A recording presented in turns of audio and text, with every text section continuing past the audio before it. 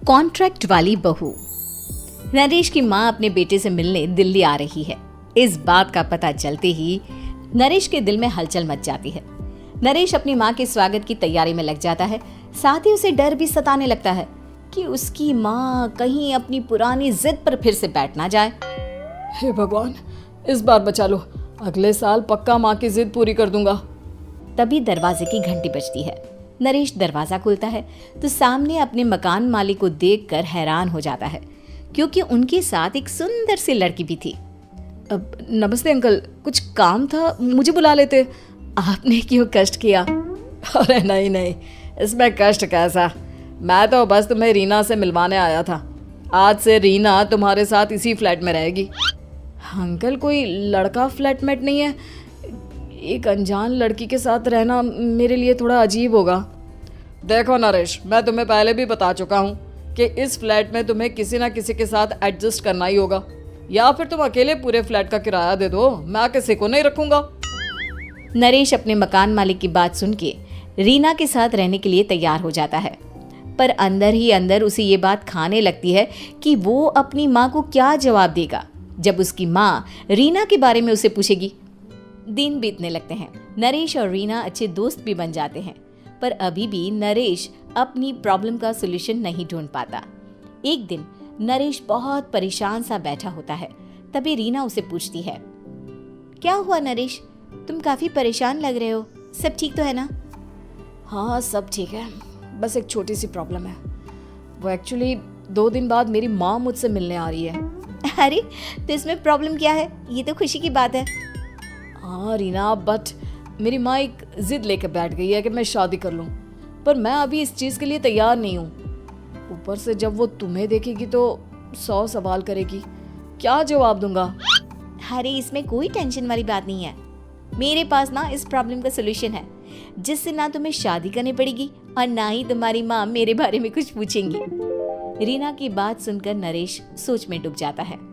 वो सोचता है कि रीना खुले ख्यालों वाली लड़की है, कहीं माँ को सच बता ना दे। नरेश को सोच में डूबा देखकर रीना कहती है, अरे क्या हुआ, किस सोच में पड़ गए? डोंट वरी, जैसा तुम सोच रहे हो ना वैसे कुछ भी नहीं है, मेरे पास एक प्लान है। मैं कुछ समझ नहीं पा रहा हूँ, कैसा प्लान? मैं समझाती हूँ। हम ना एक कॉन्ट्रैक्ट मैरिज कर लेते हैं। फिलहाल मेरे पास जॉब नहीं है, तो तुम इस रूम का किराया दे देना जब तक तुम्हारी माँ यहाँ रहेंगी, सिर्फ तब तक। और तुम अपनी माँ से कह देना कि मैं तुम्हारी पत्नी हूँ, इससे वो मेरे यहाँ रहने पर कोई सवाल भी नहीं करेंगी। अरे बात तुम्हारी ठीक है, पर माँ से झूठ बोलना, ना ना बाबा, मैं ये रिस्क नहीं ले सकता। कोई और आइडिया दो ना तुम। देखो मंजूर हो तो बोलो, वरना सच बता दो, मुझे कोई प्रॉब्लम नहीं है। रीना की बात सुनकर नरेश सोच में डूब जाता है। बहुत सोचने के बाद जब उसे कोई रास्ता नहीं मिलता तो वो रीना के बताए हुए रास्ते पर चलने के लिए तैयार हो जाता है। वो रीना से बात करता है और अपनी माँ की पसंद और नापसंद के बारे में बताता है। रीना भी नरेश की सभी बातों को ध्यान से सुनती है, ताकि कहीं उससे कोई गलती ना हो जाए। आखिर वो दिन भी आ जाता है जब नरेश की माँ उससे मिलने दिल्ली आ जाती है। नरेश अपनी माँ को फ्लैट पर लेकर जाता है। जैसे ही नरेश की माँ फ्लैट के अंदर जाती है, रीना उसके पैर छू लेती है। ये देखकर नरेश की माँ थोड़ी घबरा जाती है और नरेश से पूछती है, अरे बेटा नरेश, ये कौन है? माँ, ये आपकी बहू रीना है। माफ़ी चाहता हूँ, सब कुछ इतनी जल्दी में हुआ कि आपको बता ही नहीं पाया, इसलिए सोचा कि क्यों ना आपको सरप्राइज दिया जाए। अरे बेटा, मैं तो बस तेरा घर बसा हुआ देखना चाहती थी। हाँ, बहुत अरमान थे अपनी इकलौते बेटी की शादी को लेकर, लेकिन कोई बात नहीं, शायद किस्मत को यही मंजूर होगा। ये कहते ही नरेश की माँ रीना को गले लगा लेती है। रीना बेटिया, मेरा बेटा ना थोड़ा नादान है, पर तुम काफी समझदार लगती हो, और मैं जानती हूँ कि तुम इसका बहुत अच्छे से ध्यान रखोगी। माँ आप चिंता मत कीजिए, मैं सब संभाल लूंगी। नरेश की माँ अपने बहू और बेटे के साथ खुशी खुशी रहने लगती है। दिन बीतने लगते हैं। नरेश की माँ और रीना का रिश्ता बहुत मजबूत होता चला जाता है। वो दोनों सारा दिन एक साथ रहती और खूब बातें करती। इधर साथ रहते रहते नरेश और रीना भी एक दूसरे से प्यार करने लगते हैं।